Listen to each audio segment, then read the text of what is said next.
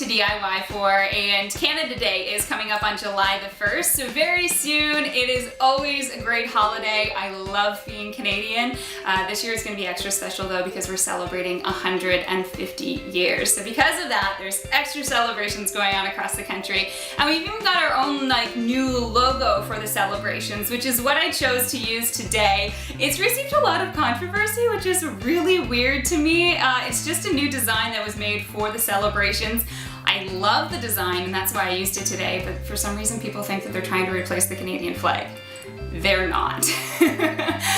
Anyways, I'm gonna get into the DIY, show you how to make a quick, easy bag, and then the stencil technique that I used. So I made my bag with a jersey knit and also some faux leather. You'll need an X-Acto knife, rotary cutter, some scissors will help, acrylic paint, and fabric painting medium. We'll get more into that later, or you could just buy a fabric paint. So quickly here to show you how I made my bag. This is the jersey knit. I am just cutting basically it into 2 rectangles. This is some scrap material that I had from a DIY project that didn't work. So it's actually already sewn together on the other 2 sides. I just need to sew along the bottom. So if you have 2 rectangles, sew 3 sides of them. Make sure you flip that inside out before you do the sewing. So I just stitched along the bottom here. You can definitely use fabric glue if you're not handy with the sewing machine, or even hot glue could work too. For the strap, I just cut a thick strap with my faux leather here, and then I put it on the sides right where the seam is. So I cut a little diagonal there to give it a little added pizzazz. And this is actually on the outside of the bag, and it didn't like my sewing machine, so I ended up hand stitching it, which isn't as pretty, but you know what, it works just as well. It's a very basic bag, and it's gonna work great. So this is what I came out with.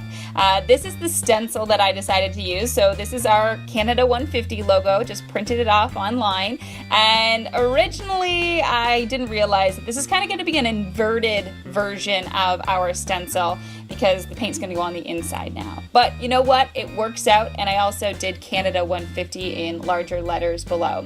So this painting, this fabric painting medium, something I've never used before, but it basically turns any kind of paint into a fabric paint, which is great, and it's an awesome product to have.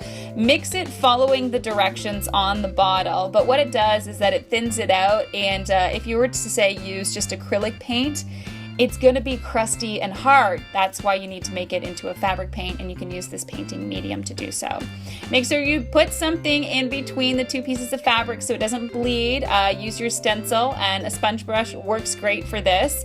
And you don't want to put too much paint on it, but basically stipple it as you are doing the stenciling for this. So I added a little extra tail there for our maple leaf. I added the Canada 150 below, and I love how this turned out. Loved it so much that I also decided to put it on a t-shirt as well. So after this has all dried and set, to set it in, what you need to do is iron over top of it. Again, the directions will be on your fabric paint bottle or your fabric painting medium bottle.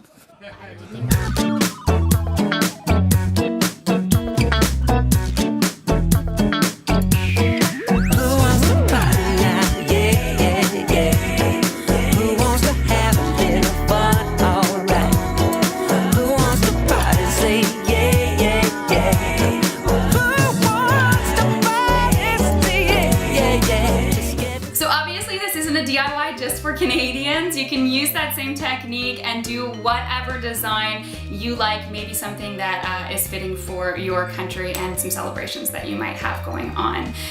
All of my Canadians out there, I do want to say Happy Canada Day, and I hope you enjoy all of the celebrations that are going on across the country.